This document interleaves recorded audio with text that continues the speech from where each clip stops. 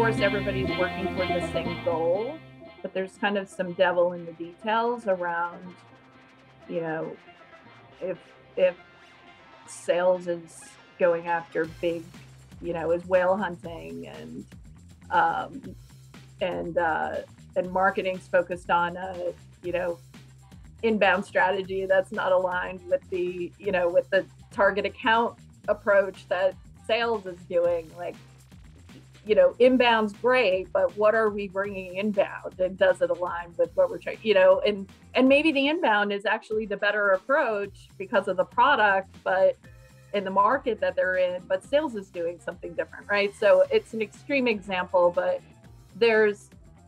it can happen at a macro level like that in terms of go-to-market motion and what makes the most sense to support the strategy. But it often, most often happens on a micro level too. So I think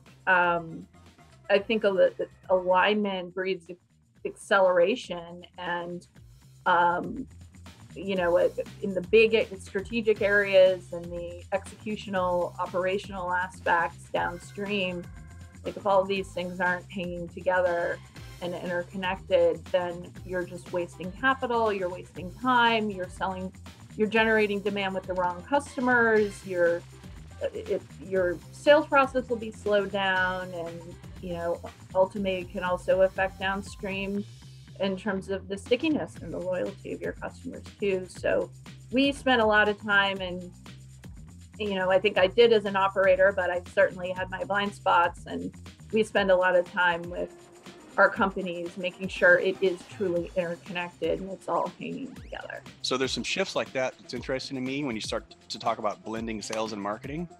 If someone ends up on your calendar, especially if your company is unknown, I went from IBM to a company of 18. It's quite a shift. When your company's unknown, if they're on your calendar, they're there to solve a problem. And so I think some shifts in how we think about inbound and outbound, what's the difference and what's the education process. I feel like more of that's coming together rather than being as separate as it has been in the past.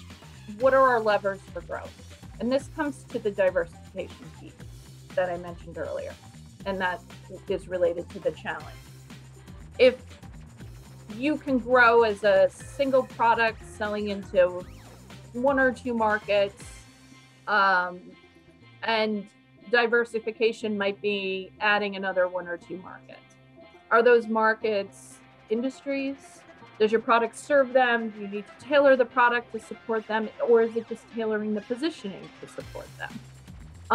What kind of investments do you need to make to support the growth levers of the business that drive the financial outcome that you're seeking as a business? What's the revenue goal? How's the number get made? What is it going to cost you to generate that revenue? How does pricing and packaging support your growth levers? Whether you're selling more product, selling the same product into multiple markets, maybe diversifying by adding an indirect channel versus just you're selling direct. Let's do an account-based marketing experiment. We're going to go buy, Terminus. Well, Terminus doesn't want you to buy their software. They're one of our portfolio companies, by the way, but Terminus doesn't want you to buy their software if you don't have process defined or a sponsor who knows what they're doing, right? Like a prospect and an advocate and a sponsor for this technology and the rollout and the process and the metrics and the whole thing. Like, it's not going to be successful for them. So, like, tech is not a strategy. You can't start with tech and that without having first addressed all of these other pillars. And a lot of tech's not going to be effective without process. Some process might be defined in conjunction with tech, but it's definitely not going to be successful if you don't have the right expertise in the person who is buying and adopting and operationalizing using that tech. Last thing is another tactic coming from the marketing side. So we have a lot of focus on inbound. What I like for outbound in marketing is lunch and learns. They are the tried and true bread and butter, seen it work. 3 different companies that I've worked at, ranging from 80 employees to 400,000. Buyers like to go to lunch and meet with their peers if you position it that way. Ton of pipe generated from that kind of activity. Also a great way to learn. Also a great way to bring sales and marketing together. If we don't yet have a freemium version, I would see, is there something that's a part of our technology that we can give away for free just to create some pipeline there that we can then later grow into a paid customer. If we're looking at the dollar amounts of the average deal at around 100K, then I would say our premium product, we need to double that and say that costs 200 grand. And again, our freemium is either $0 or very, very low to jump in, because the value there is in a potential customer upsell a year later with all the features. You started with people instead of strategy. Mhm.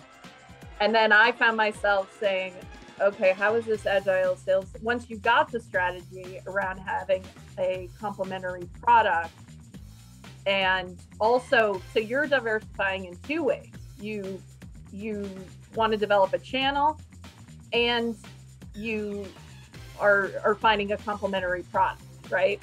I was curious how this exercise would go, because I mean, when we evaluate companies across these pillars, like it's 3-hour sessions and we produce a 60-page, kind of summary on these things. And there's a lot of depth to it and a lot of levers and a lot of angles. And you guys hit a lot of them. I'm really impressed.